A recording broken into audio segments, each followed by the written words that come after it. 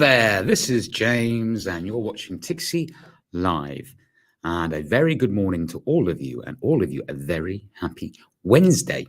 In today's program, I want to talk about some recent announcements, which is adding to the worries the market is currently going through, and adding to its fear. Plus, of course, it's Fed Day, so I want to talk a little bit about that, because the market is really going to be all eyes on this big announcement or big event happening later today. But before we get into all of that, don't forget, these little videos are for educational purposes only, and in no way whatsoever should ever be taken as financial advice. I always suggest you do your own research and do your own due diligence, and of course, know the risks at hand before entering any trade. With that out the way, let's get started. So, like I say, if it's not one thing, it's something else. And it all seems to add to, the concerns of the market. Let's face it, this year we've had so many things happen all at once, or during a very short space of time. It just seems to be adding more and more to it. But today we have something else the markets has to worry about, and that is the fact that Russian President Vladimir Putin has ordered a partial mobilization of 300,000 strong military reserves. In fact, this is to protect Russia's border. And don't forget, he's already announced that they will be doing votes in several of the Russian-occupied areas in Ukraine for a vote for them to vote whether or not they want to become part of Russia again.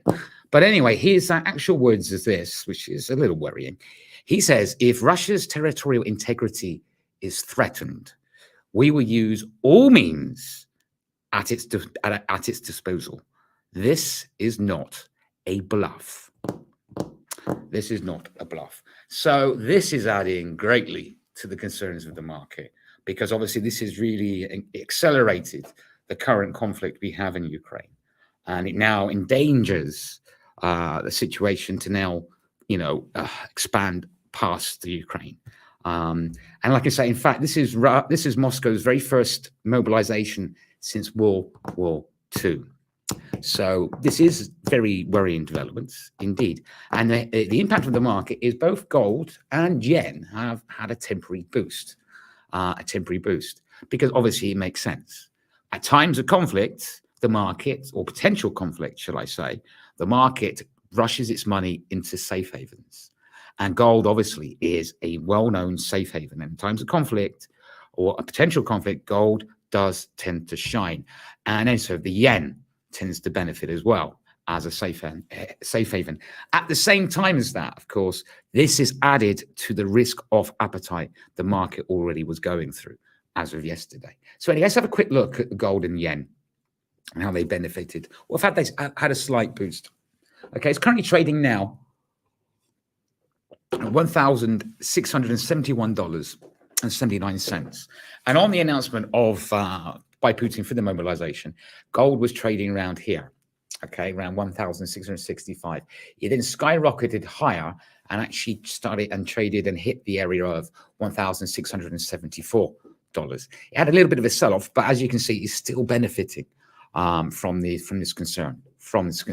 Key area of interest for me now is this potential area as a potential support. And we look at it on a daily, obviously it's still got a fair bit to go till I am fully convinced that it's bullish again. And that's a key area. It needs to break in my mind's eye to really get it shine back is $1,694. The dollar yen, again, like I say, as we know, has been under humongous pressure against the dollar. And many of us, myself included, think it's only a matter of time, potentially, unless the BOJ intervenes. It's only a matter of time till the dollar yen goes to 145. But as you can see, initially, the yen did benefit from the sort of rush to safe haven. And like I say, though the dollar has traded back, it is still trading at 143.75. On a bigger picture, it's still got a bit of way to go, though, to really take advantage and hit 145, which, like I say, unless the BOJ intervenes, like I say, many analysts, medium to long term, think it's only a matter of time till the dollar can do that. So we'll have a look at some other pairs in a minute, but there's a couple other things I want to talk about before we get to that. Of course, and that is what the main event is. If it hadn't been from, being about Putin's announcement today, all the market would just be talking about this and waiting for this.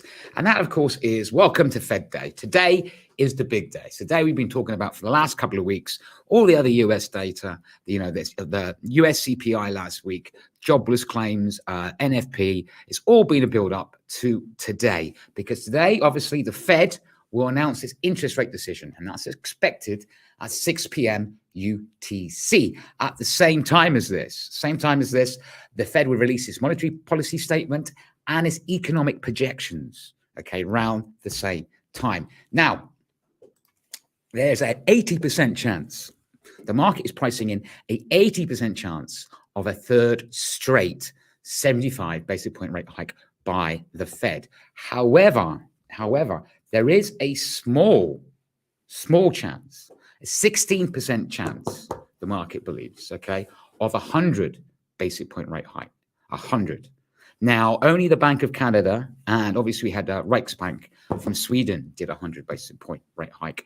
Only Bank of Canada and the Riksbank has done 100 basis point rate hike, like that. So there is anticipation that the Fed could do that. It's a small percentage, though. Only 16% to do that. I mean, let's face it, their inflation reading was surprising last time. It came at 8.3, where they expected 8.1. So it goes to show they are still, not winning the war against inflation yet. So there is a small chance they could do 100 basis point rate hike. I'm thinking they would do 75, and I think the majority of the market is thinking to do 75. But there's no doubt that we are going to see a interest rate increase of at least 75. ING, for example, they say there seems no reason for the Fed to soften the hawkishness shown at the recent Jackson Hole Symposium, and a 75 hawkish hike should keep the dollar near its highs of the year. So they think that they will definitely do 75, and I agree with them. Don't fight the Fed. Don't fight the Fed. They will carry on being aggressive. They know that they're committed to getting inflation down to 2%. And let's face it, we've had some reasonable US data. There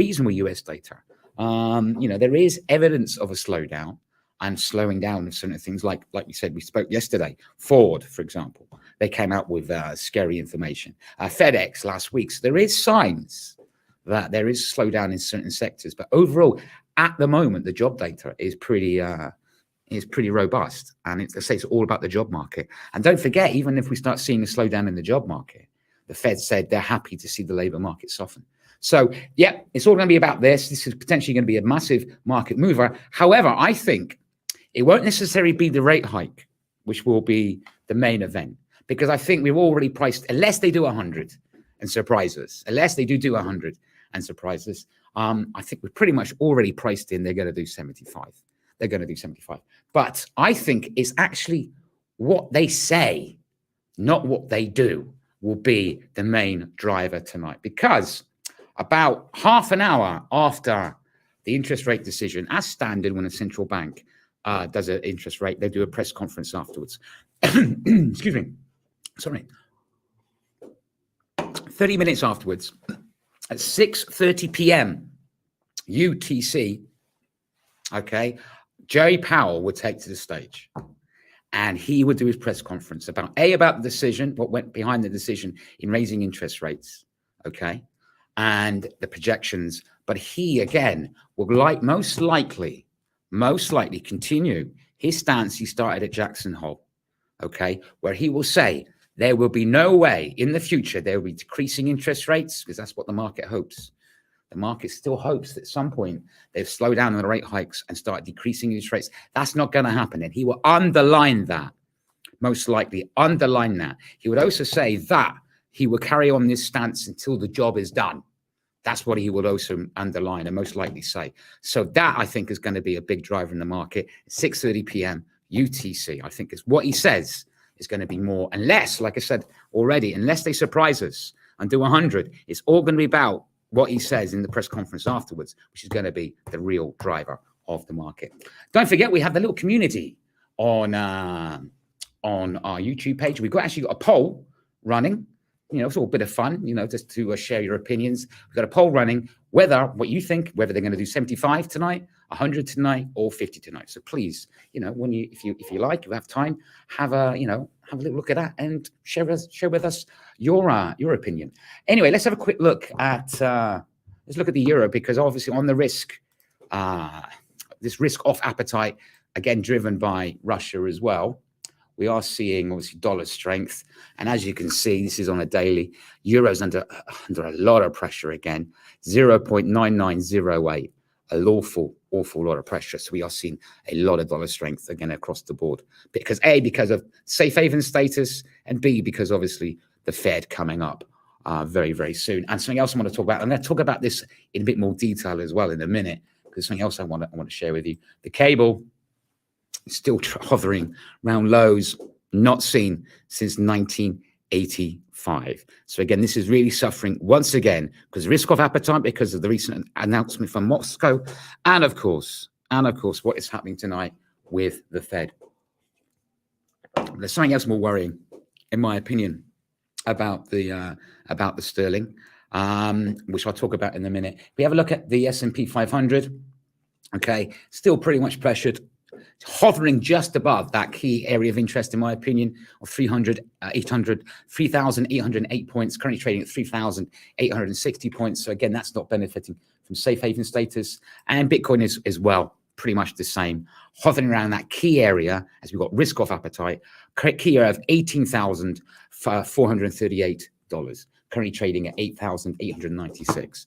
So risk off in general. But like I said, there's something else I want to talk about in relation to the sterling, because I am, and those who watch me, they know I'm pretty bearish on the cable, on the British pound US dollar. They know I'm a bear on it. But there's some more information coming out of the UK today, and that is the major crisis gripping the UK, and that's the cost of living crisis. In fact, in a recent survey done by Nelson IQ, 57% of British consumers are being severely affected by the cost of living crisis. So that's over half of the population are suffering because of the cost of living crisis.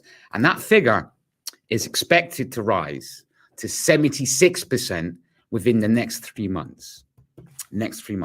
Very worrying indeed, okay?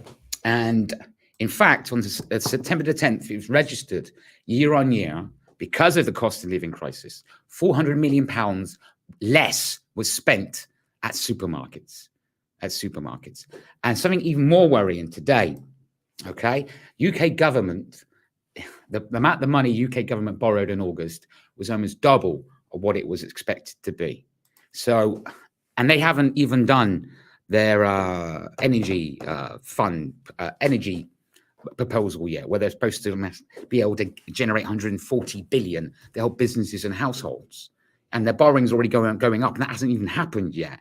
So how are they going to do that? How are they going to afford to do that when borrowing is already doubled than expected? As well as that, they're expected to announce tax cuts. How can they do that? How can they do tax cuts? How can they generate income? So again, like I say, there's more bad news for the UK. I really am, and like I say, I am a sterling bull in the medium to long term. So we'll have to keep a close eye on these. I'm a bear, not a bull. I'm a bear on the sterling at the moment in the medium to long term. So we'll have to see how that goes. Other events to come up, of course. Okay, we've got Bank of Japan interest rate decision. They're not going to do anything. CAD CPI came in. Actually, that's already been done. US interest rate decision tonight, we should be talking about, which is the big one. UK interest rate decision tomorrow, which I will be doing a watch along about, because I think that's another big event, again, to add to the woes of the sterling as well. And obviously, EU manufacturing and services PMI on the Friday as well. The market as it currently stands, the FTSE slightly in the green, 0.53%. DAX currently trading in the red, negative 0.27%. And Euro Stoxx 50 in the red, currently trading at negative 0.02%. So there we go. More worries, more concerns, and obviously the build up to the main event happening tonight. Don't forget, you can ask me questions anytime you like, or simply say hello if you like, or share me your opinion. What do you think? Do you think the Fed will surprise us and do a 100 basic point rate hike, or they'll keep us guessing? Well, not keep us guessing. Is do what we expect, 75 basic points rate hike. Are we going to see a lot more dollar strength, obviously. I think that's the general consensus at the moment, because obviously what else is happening around the world as well. So yeah, tell me what you think. Or simply say hello if you like. And don't forget, if you think of a question later, okay, you can put it in the comment section, either on Facebook and YouTube. I will see them, and I will reply to that question next time I'm live on air, which of course is later this afternoon, of course, which will be at 2 p.m. UTC. I might, as well as that, I might try and do a special later tonight as well in reference to the Fed interest rate decision. I might be able to try and do a special, probably be from home as usual, because it is quite late at night. I don't think the Fed likes to be outdone. So I hear you, Sweden, and I see you 100. I don't think the Fed thinks like that, to be honest. I don't think it's the case of just because Sweden did it, they're going to do it too. And don't forget, Bank of Canada's done it already. And the Bank of Canada did it ages ago, and the Fed didn't feel challenged by their closest neighbor. But it's an interesting way of looking at it. I quite like it. Any other questions or anything at all? What does other people think? Do you think the US don't want to be outshined by Sweden? Do you think they do 100 just to match what Sweden did yesterday?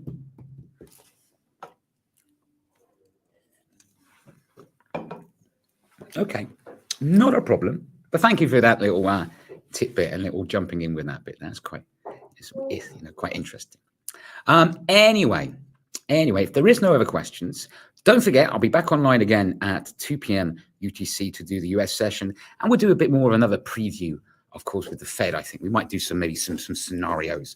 What could the potential outcomes be on this announcement, and obviously other further developments which are happening this morning, and see how that's impacting the market. But anyway, till next time. Excuse me. Anyway, till next time. Don't forget, these little videos are for educational purposes only. And I've also forgot another thing before I jump into that. Like I always say, if you're watching me on Facebook and you've liked this little video, by all means, oh, hello. Oh, that's a good question. That's a very good question. Let's say the Fed does 100. What likely turn will markets turn? If the Fed would do something like 100 basic point rate hike, which again, I don't think they will do, then the market, we will see panic in the market. We will see a lot of things come under a lot of pressure. The stock market most likely will start to drop quite dramatically. We will see dollar strength across the board. So that's what will happen if they were to do that. The most likely outcome is pure dollar strength across the board, and the stock market really starts to struggle on the back of that, because the market's so petrified with higher interest rates coming. We're going to fall into a recession. They don't think the markets can handle it. So that would most likely be the outcome if they were to do 100. But like I said, I don't think they will. But that's a really good point and a really good question. Thank you for that.